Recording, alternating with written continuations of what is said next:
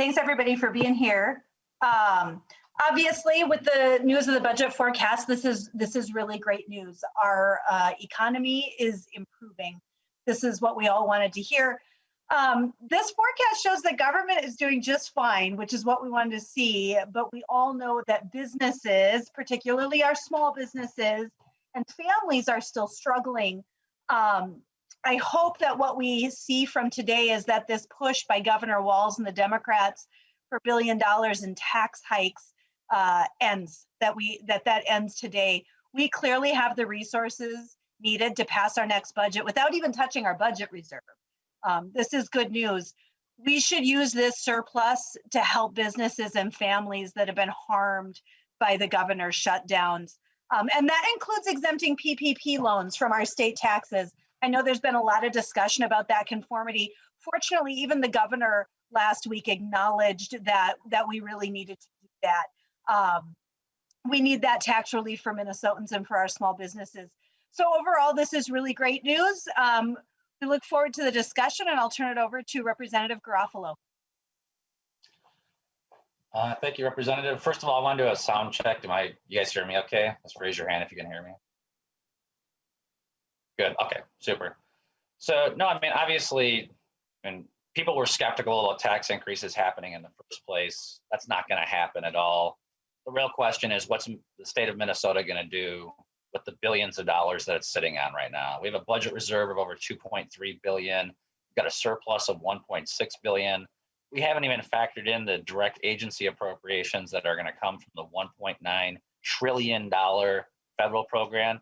So at a minimum, the state of Minnesota is sitting on $4 billion.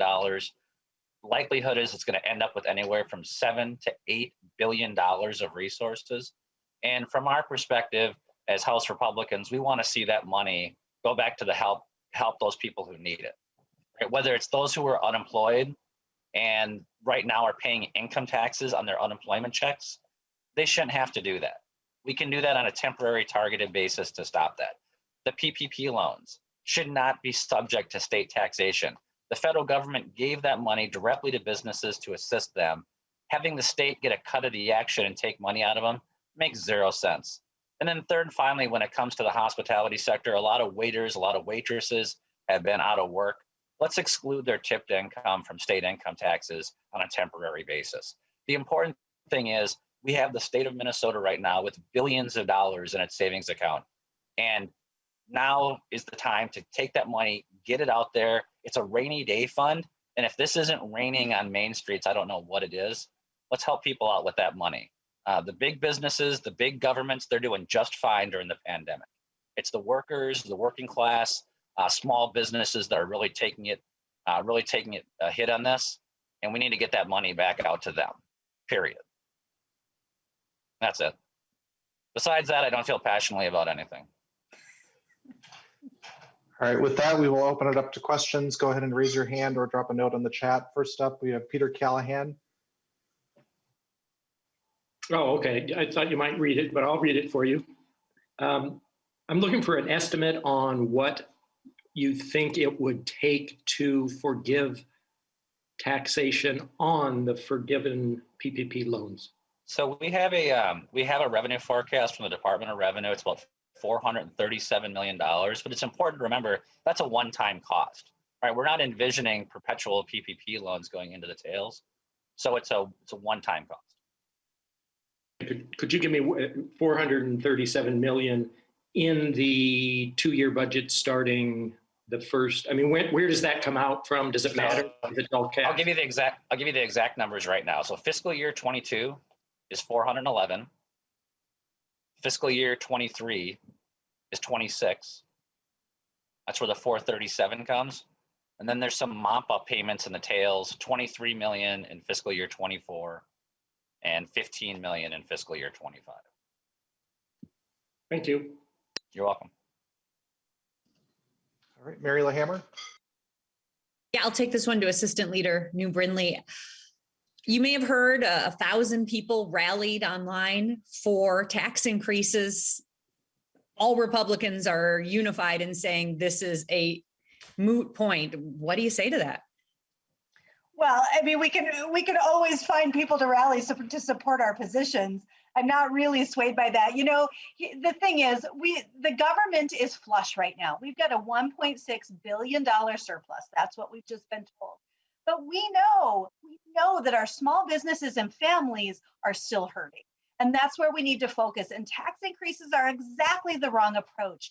You know, I will never stop referring to the tax incidence studies that show that when we tax corporations, those taxes are actually borne by consumers through higher prices and employees through lower wages. And we know that right now, lower wages means no wages for a whole lot of people who are still out of work. All right, Ricardo Lopez. Hi.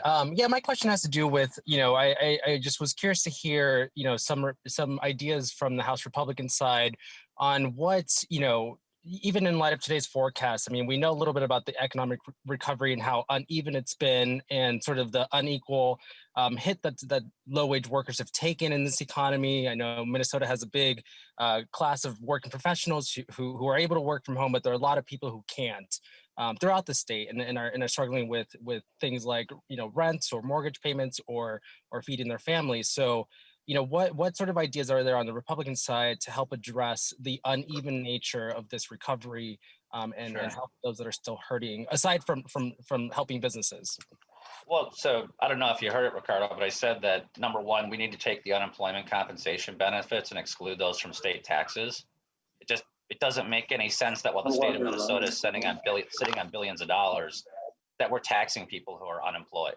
It's a dumb policy in and of itself, but at a very minimum, on a temporary basis, we should be excluding that.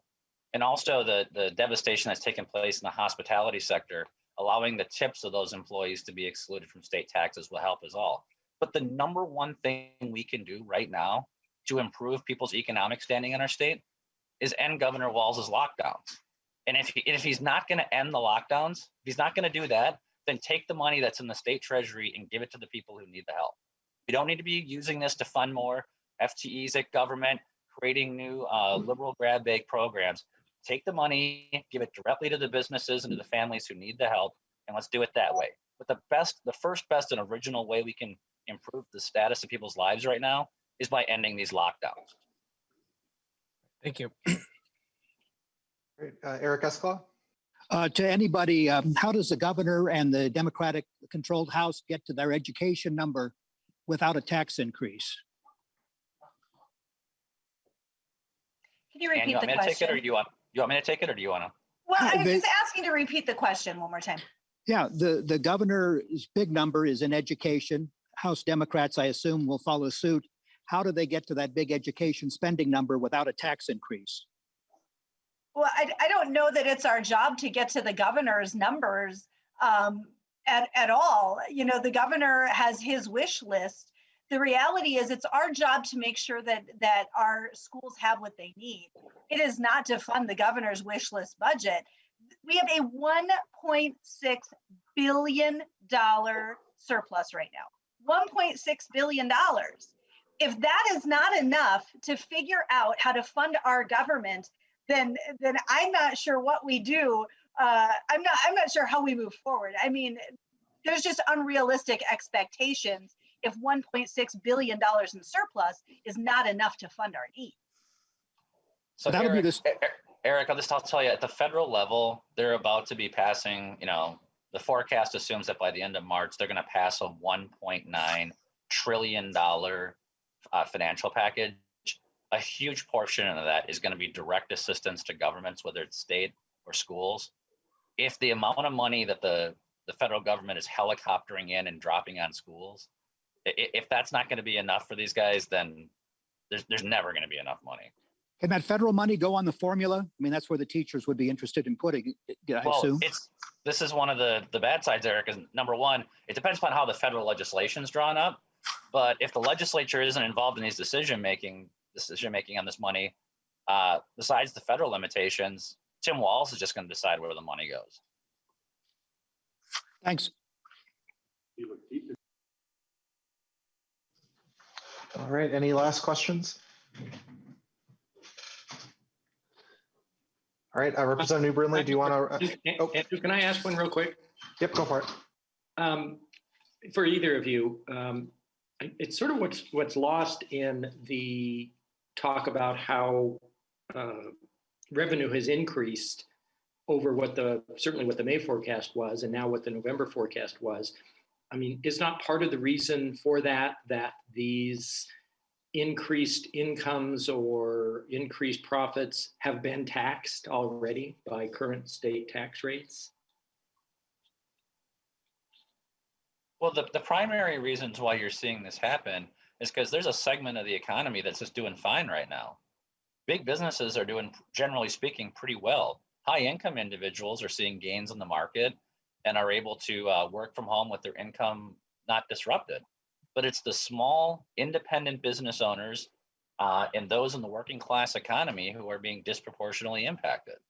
And their problems are not solved by having the government tax in a regressive fashion and spend more.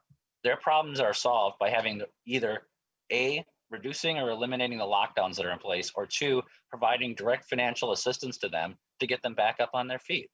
That's the way you help these people out. You know, we gave state employees a raise last year, right? In the middle of this pandemic. That's not really a way that's going to help. You know, raising taxes to do that again isn't really going to help out those businesses that have been shuttered or in a lockdown state. Our event planning industry, all the weddings, the tournaments, sports showcases that are now leaving the state of Minnesota and going to other states because we have a lack of a plan here. It's perceived that we're going to be in lockdown status for an extended period of time. I mean, the wedding industry alone is being devastated, the catering industry, florists, right? You open those things up, not only are you going to do the right thing by improving their economic livelihood, you're going to stop this ridiculous notion that we're going to be exporting commerce to other states and having people travel there. It really makes no sense. I guess I was throwing you a hanging curve, which you missed. The reason the forecast is so strong right now is because that economic activity that thrived during the COVID recession has been taxed.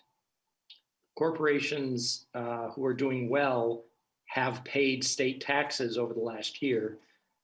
Sales taxes are up because certain people are spending more on taxable items. That this economic activity of those who are done well in this recession has already been taxed. Well, that's what we're trying to fix. I don't know, maybe like, for example, you know, unemployment benefits, they had this sort of additional stipend to get people to stay home. Well, people didn't get to keep all that extra unemployment insurance money. Minnesota took a cut of that.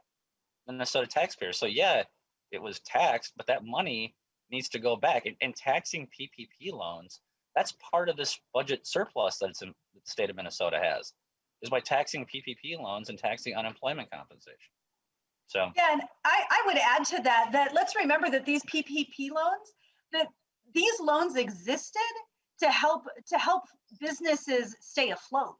I mean, they didn't. These PPP loans did not exist to maximize profits and move businesses forward that way. They existed to help those businesses stay afloat, and we should do the same thing now by making sure that Minnesota conforms to federal standards and not tax those loans.